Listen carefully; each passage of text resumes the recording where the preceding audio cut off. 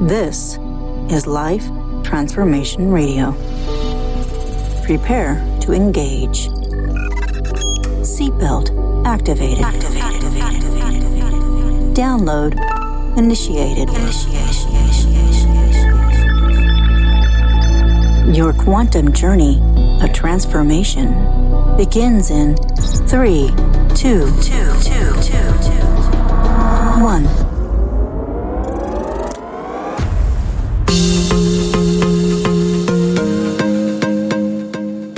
Welcome to Life Transformation Radio. Hi, I'm Rob Actis, best-selling author of The Law of Action, voice actor, business mindset coach, the podcast whisperer, and Mr. Action himself. Life Transformation Radio is heard in over 90 countries. Thank you for joining us from all around the world. Whether it's your first time joining us or you've been listening to Life Transformation Radio for some time, I want to personally thank you. Here at Life Transformation Radio, we are committed to share more about real life, love, the power of positivity, romance, and of course, laughter. We care about helping others find their internal drive and purpose. We celebrate life's challenges and overcoming them. On the show, my guests are amazing people who are forces for good in the world around them and live a life of transformation. My guest today, well, she does just that. Today, Ashley, Bernardi, and I discuss how to ride the waves of emotions and express them in simple ways. So if you want to learn how to strip the mask of strength that society has told us to wear, learn how the powerful act of removing the mask and allow us to feel and express our true emotions in order to heal, this is the show for you. Ashley is the founder of powerhouse media relations firm Nardi Media, where she works with corporations, brands, entrepreneurs, and nonprofits in obtaining high-profile placements in broadcast, print, and online media.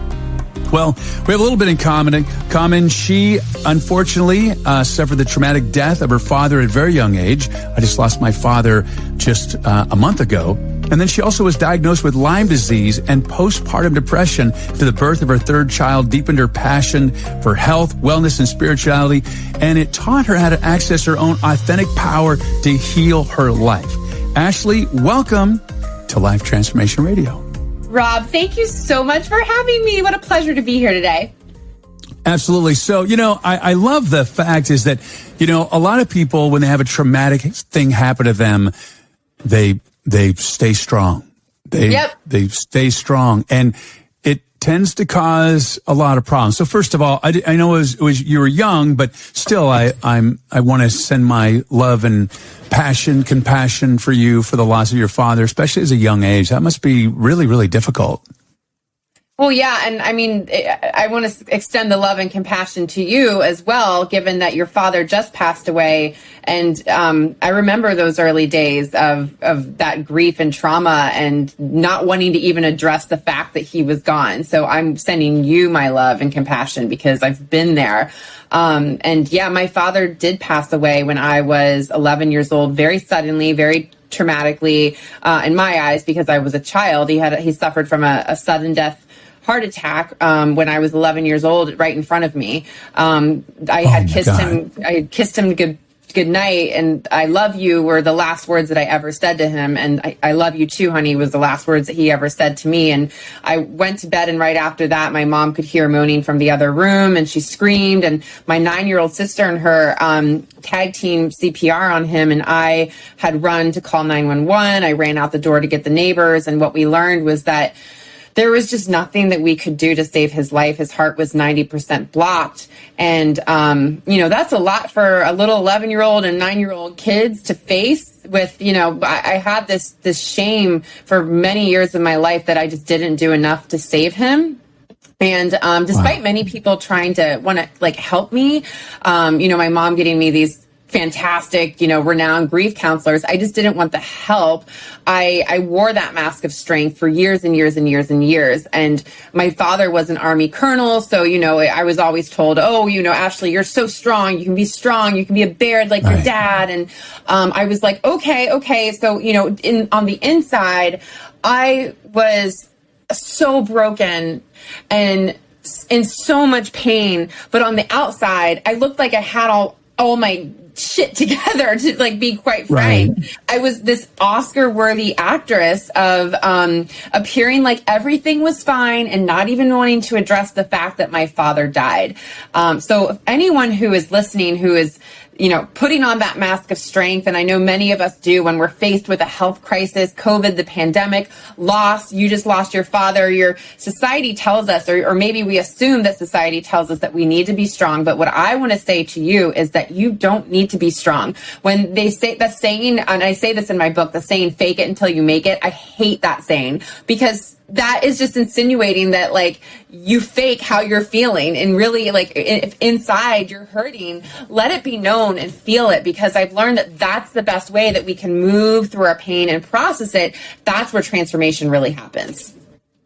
Absolutely. And, you know, unfortunately, by stuffing down your pain, it actually can hurt you in very significant physical ways. A lot of people get cancer and they get other medical conditions that, so I'm glad you hid your pain as 11-year-old, but you seem to be rocking now. So that's really good. And I can only imagine how difficult that must be as a child, to go through that.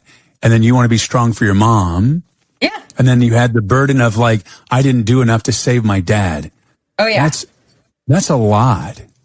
That was heavy, heavy, heavy on my soul. And you said something that's so important. Like when we bury our trauma, it comes out in physical ways. So here's how it came out for me. It came out in lack of boundaries, and people pleasing, and lying, and dishonesty, and addiction to work, and destructive relationships, in a destructive relationship with alcohol, like years and years and years and years. And then it wasn't until I was in my early 30s when I was hit over the head with a health crisis, which was Lyme disease and postpartum depression at the same time. It was as if my body could not handle any more trauma because I had been bearing so much of it in. And I truly do believe that Lyme disease triggered the trauma within me and made it just all come out at the same time. There was no other place to hold trauma. So I experienced the most dramatic physical ailments. Like, and I'm sure if you've ever known anyone with Lyme disease, they can probably relate to this. But I mean, I was completely bedridden, vertigo, encephalitis in my brain, lost complete control of my bowels, like literally was like just urinating everywhere because I had no control of my bowels, lost so much weight, arms numb, face numb, everything numb, couldn't eat anything, could barely form sentences. I mean, it was just the depths of despair. I mean, I can talk about it openly now, but really it was like, I wanted to die. I was at my lowest point in life. And there was a moment when I had just gotten back from yet another hospital visit, an ambulance ride, and I had woken up the next day. My husband had taken my kids to the in-laws because he didn't want anyone to see me like this. I didn't want my kids to see me like this. And I tried to get up and I was so dizzy, and I just fell on the floor and surrendered to God. I was like, all right, God, you can take me. I'm like, if this is it, please just take me. Or like, if it's not it, like show me the way, but I surrender. And as soon as I started surrendering, and then what I found was like, as soon as I surrendered, all these other emotions started bubbling up. I started feeling the loss of my father all over again. And it was feelings that I had never processed before: grief, trauma, shame, sadness, anger, despair. I started slowly allowing myself to feel these in the most gentle, loving ways. And that's really when I began to transform. And like I say, like Lyme disease and postpartum depression, like, yes, these were physical and mental ailments. But what I learned was that first and foremost, this was a spiritual transformation for me, where my soul and my heart were being called to process these grief from my past in order to heal my life now, if that makes sense. Wow. Yeah. That's a lot. I'm just sitting here listening and just looking at you. I'm like, first of all, for being so bold, for, being so open and sharing this with people, because a lot of people are probably going through a very similar experience. And so to make it safe for them, it's very bold of you to do that. And you. It's so important that we allow the emotions to come through. You know, my dad died, and then 2 days later, I got sick. And fortunately, I had nothing else to do but grieve. So, like, I massively grieved. I mean, I cried. I was really, really sick. And, you know, even though you prepare for a death, because he was in hospice for a long time, and you said you even heard one of my podcasts that was talking about the fact that I was just talking to him, and it was going to go pretty soon. Even though you prepare and you prepare and you prepare, it still hits you. I was getting a Christmas card a couple days before Christmas, and you know, I always sent my dad a Christmas card. I always sent it late. He always got pissed off about it, and I always did it, you know, like Christmas Eve. That's when I sent. So I was going to buy a Christmas card, and I was just at a habit looking at cards for my dad for Christmas, and I'm like, oh crap, man, he's dead. Like, that was like really powerful. I'm like, okay. So, you know, I, you know, as a man, you know, we're supposed to not let our tears, you know, come through and not cry. But I just like, look, as I get older and I know people, and plus, you know, just being in this environment that I'm in, you have to let your emotions run the course. Otherwise, you know, you'll end up with, you know, Lyme disease or postpartum depression. And Yeah. And it, you know, I know a few people right now that have not dealt with their emotions in their lives, and they're dying. They've got cancer really, really bad. And it's, if you go back and I look at their life, I can see all the things that they've gone through that they've just not dealt with. And had that anger just build up and build up and build up and build up. And, it's heartbreaking. It is heartbreaking. And I also, well, like, I'm just hearing you talk, and I want to acknowledge you for giving yourself, like, this is what the reason why I wrote my book, but you, Rob, are giving yourself permission to feel these feelings. Like, while you were faced with COVID, you weren't like, oh, I'm going to deal with my grief another day. You were like, I'm going to deal with my grief head on. I thought it was perfect. I'm like, look, I'm going to fight for my life. I don't want to die. I felt like so bad. I was in bed for weeks. It was terrible. And I'm just like, this is perfect. I'm going to cry. And am I crying because I'm sick and I feel so miserable? Or am I crying because of the, you know, my dad?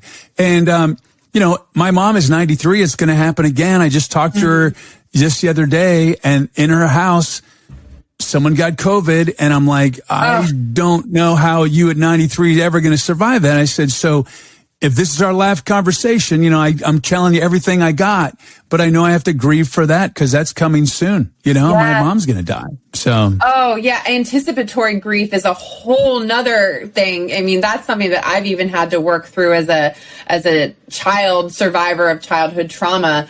You start like thinking, oh God, I lost my dad. I'm going to lose my mom. I'm going to lose my sister. And I had a lot of that anticipatory grief, but you also, like, knowing it's coming, it's like your body is like mentally preparing itself. And so, like, give yourself permission to feel that too, because that's, I am. And the one thing that I'm doing is that I told her this just the other day on Christmas Day. I said, look, the best thing that I can say about you and I, Mom, is that there is not 1 ounce, 1 speck of dust of anything unspoken.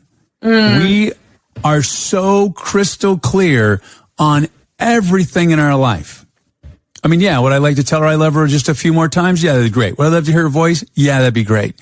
And I know, you know, she's 93, and it's like, she's like, 93 is not easy to be alive, son. And I go, I get it.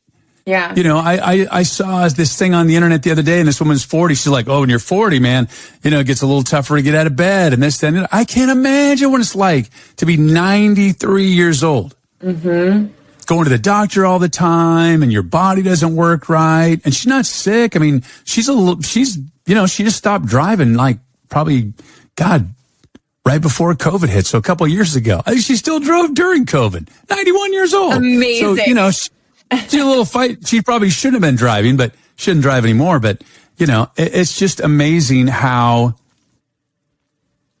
you just have to get really clear on stuff. I'm so glad you're saying that, because I actually, and your mom sounds incredible, by the way, the fact that she was 91, still driving.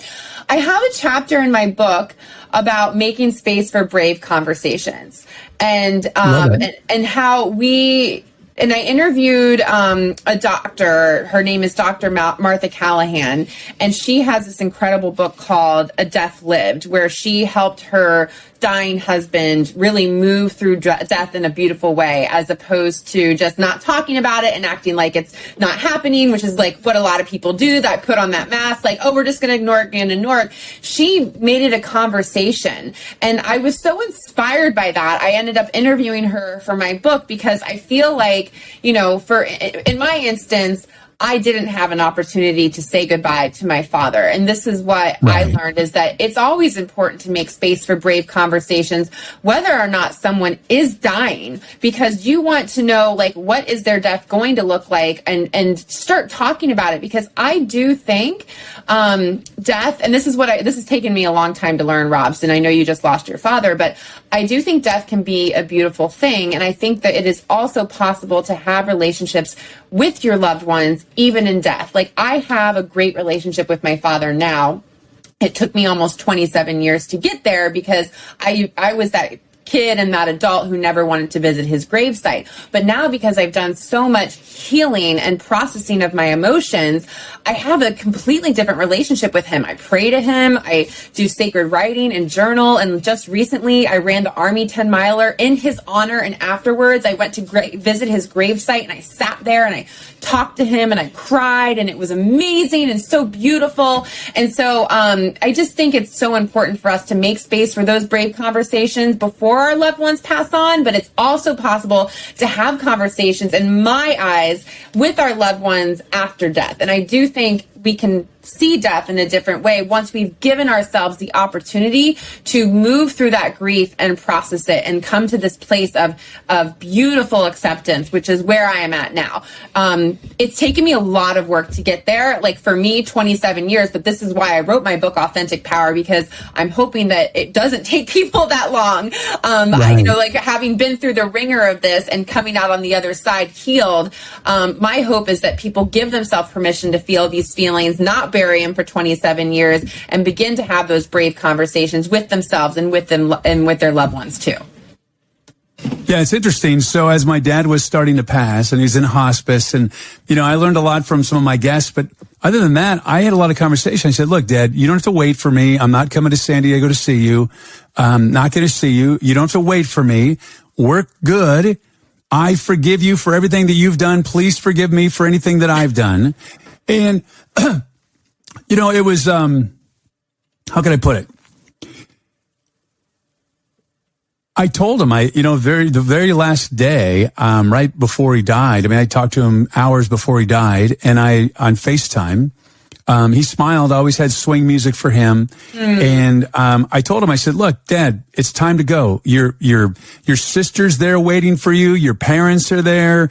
I've helped you clear up all the negative energy in your life. I got him to a point of so much peace. That I worked really hard on. And I said, you're good to go. You're good to go. Just when it's time, you go. Because he just lived for months and months. He just would not die. And it's interesting because, I did a lot of spiritual work with him, to free up a lot of really dark, energy that was surrounding him from his life. And so when he left pretty peaceful, almost like a butterfly.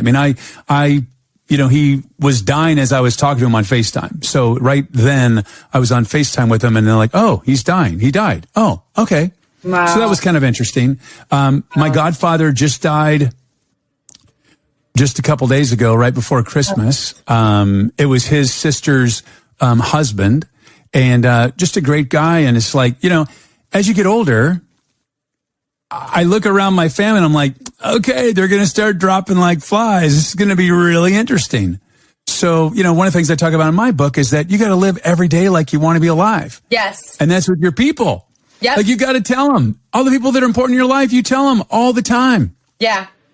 how important they are. Same for me. And absolutely. Just like you, I learned this so early on, like just way too very young, but life is not promised to any of us the next day. No. And so like, no. I'm like an like emotional person, like with my kids and my husband. Like my husband's always like, you got all the feelings, but I'm like, I love you. I tell my kids, like everyone is like, and I love you, and I hug every single day because all the time. It's not promised. And that's why you're right. You have to live every day. And I'm so grateful that I was given an opportunity to heal my life. I do feel like this was my universal calling, and my, I know many people have this like wake up call. This was my awakening, which is to give myself permission to heal and by feeling.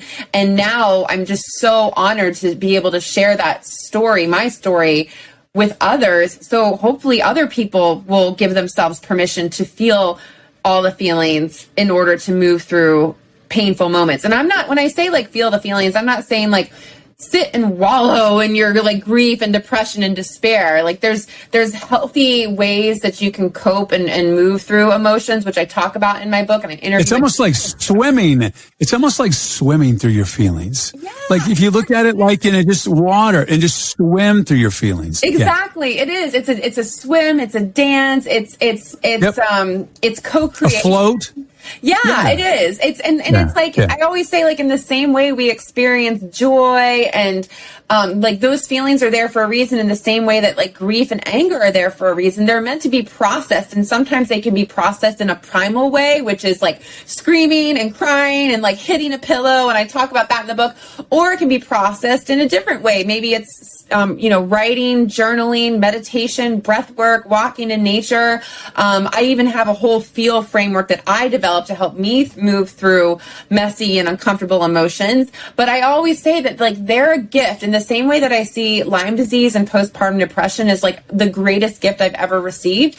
All these feelings of sadness and grief and despair, I used to think were like, oh, I don't want to deal with them. But now I see them as lessons and I take learnings from them, and I see them as such gifts. And when you look at them that way, that really changes your perspective and allows you to move through them with grace and ease. Yeah, it's a beautiful thing. It really is. I think that you're definitely helping people that are listening right now. I mean, your energy, you're such a beautiful soul, and it's so perfect. I know a lot of people that have experienced a lot of death over the last couple of days. Yeah. And so, it's just part of life. It's just part of life. And I love that, you talk about don't wallow in it. It's hard to tell people that if they're grieving, how to grieve. However, there are ways to grieve that can be enlightening for you and can have a positive impact on you instead of, it's almost like, I look at it this way. If you want to bury yourself in grief, that's almost like diving into wet cement and letting the cement just harden around you. Mm-hmm. When you can just trust the universal process and trust, spirit, and really just flow with it and be part of it and let all the emotions come through. Yeah. But don't dive into a pool of wet cement. Yeah. Because sometimes you can't get out. And I know what that feels like. It feels lonely and isolating. And I used to think I had to grieve alone. And I like, this is where, like, how I got into so much trouble. I would not talk about my feelings. I wouldn't even, address them myself. But what I've learned is that, like, especially on the topic of grief, there are several things that you can do to help you process it and move through it. I mean, the first thing I always say is, like, tell someone, get professional help. And if you don't want to, because I understand it's very hard to verbalize. I used to never want to talk about my dad dying. So I would write it down and then like take it with me to a specialist or a friend, or like write about it first, because I feel like the written word for me can be much easier sometimes than the spoken word. And then also just affirmations, like these feelings of grief and sadness and despair and anger, telling myself that they're temporary. Like, these emotions are waves. So like this feeling is temporary. It's a dance. It's a wave. I'm going to swim through it. No, it's not going to last forever. And yes, grief is a dance. It really does come up. And for me, sometimes my dad died 27 years ago, and I still get pangs of grief, and I allow myself to cry or move through it however I'm going to move through it in that moment. But I know it's also temporary. So affirming to yourself that this moment is temporary and I am safe in this moment, in this grief, and allowing yourself to feel it that way too, or just like something that's really, really helped me. And I'll also say this, like there is no one size fits all approach to healing from any sort of emotion. Like I experimented with everything, like I got Reiki certified, I do yoga, I've gotten my certificate in the science of well-being. Like for me, I have found many different things that have helped me, but there was not one approach. Like there was no one magic elixir, there was no one magic doctor, no one magic pill. It was an integration of many different healing modalities that worked for me. So like affirmations are one of them, professional help is another one, meditation, breath work, writing, sacred writing, having a spiritual mentor and a spiritual community. It's like it took a lot of different things and experimentation to get to where I am today. Yeah. Takes a village. It does. And I couldn't Takes do it. a village. I think my fire alarm is going off right now because my husband put fire in the fireplace. I'm sorry. Oh, okay. But you're safe.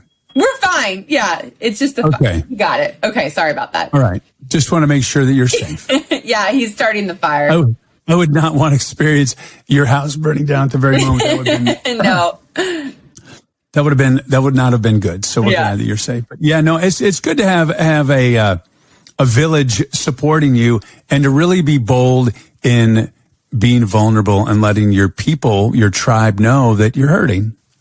Yes. Yeah. And as soon as I did that, and I talk about this in my book, as soon as I started to get vulnerable, that's when I was met with so much love and compassion. And I was like, oh, even by talking about this and being honest in my truth, I feel like I'm taking small steps towards healing. Like even Rob, like being able, like having an opportunity to share my story is healing for me. Like being truthful and being vulnerable is where my heart is. And so I would encourage anyone, if they're scared to share their truth, like first start journaling it. That's really where I started. Then I told a small group of friends. Then I was met with so much love and compassion. I was like, wow, I think I'm going to talk to some more people about that. I think I'm going to join some like-minded communities. I think I'm going to finally talk to my husband about this and talk to my mom and my in-laws. And then suddenly I'm just surrounded by so much love and support and compassion that I was like, wow, being truthful in my feelings is actually pretty safe and is helping me heal. So finding that community. And I have another whole chapter all about this in my book about connection and the healing power of connection and why it's so important to get vulnerable in your truth with your loved ones, because you will be met, people want to help. People naturally want to help you. And so if you're like, I am struggling, I am this, I am not well, you will be met with love and compassion if you tell a trusted loved one. And doors will open, I promise you. That's the healing power of connection. I totally agree. All right, so the name of your book is? Authentic Power, Give Yourself Permission to Feel. Love it, love it. And the best way to reach you would be? Yeah, thank you. Visit my website, Ashley, ASHLEY, Bernardi, BERNARDI, ashleybernardi.com. You could find all the information there, all the information about my book, and you can get in touch with me there on any of my social media handles as well. And she's amazing. Just great energy. And I really want to just thank you for being here today. I love your energy. I love your spirit. And it's amazing how the universe works. I saw the topic today and I'm like, yeah, I really don't want to do this. Got to cancel this. And it was really good because, I thought I was handling my grief. I think I'm handling my grief pretty good. I think I do a little bit more. So you definitely, had an impact on me. So thank you for that. Oh, of course. And, just be patient, go easy on yourself. I would say when you're in the moments of grief, easy does it. Take those baby steps and remind yourself that you have permission, give yourself permission to feel and remind yourself that this is also temporary too. You will be able to have this beautiful relationship with your father continued still, even in death. You might not get there today. You might not get there tomorrow. It might take years, but no, it is coming. I truly feel that. And you're taking all the right steps to get there. Thank you, Ashley. Just a joy to have you today. I really want to thank you for being here today on Life Transformation Radio. Thank you, Rob. It was such a pleasure to speak with you today. And thank you so much for your support and taking the time out of your busy and precious day to listen. We so appreciate it. Thank you for allowing me, along my very special guest, Ashley Bernardi, to touch your heart, move your soul, and inspire you to live a life of transformation. I'm Rob Actis. Until next time. This is Life Transformation Radio. Download complete.